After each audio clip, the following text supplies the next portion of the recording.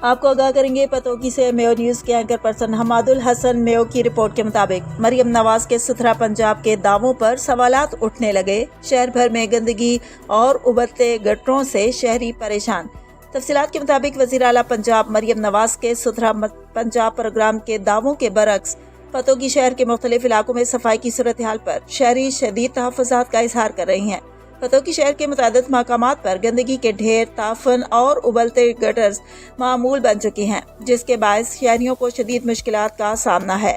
Hillah road اور اس سے ملحقہ آبادیاں گندے پانی کی لپیٹ میں آ رہی ہیں، جبکہ آصف کالونی گلی نمبر 2 میں گندگی اس حد تک جمع ہو چکی ہے کہ اہل علاقہ نے وبائی امراض پھیلنے کا خدشہ ظاہر کیا ہے۔ مقامی رہائشیوں کا کہنا ہے کہ وہ متعدد بار میونسپل کمیٹی اور متعلقہ عوامی نمائندوں سے رجوع کر چکی ہیں، مگر تاحال مسئلے کے حل کے لیے کسی بھی قسم کے اقدامات نہیں کیے گئے۔ شہریوں نے مطالبہ کیا ہے کہ فوری طور پر نکاسی آب اور صفائی کے نظام کو فعال بنایا جائے تاکہ عوام کو درپیش مشکلات کا خاتمہ ہو سکے۔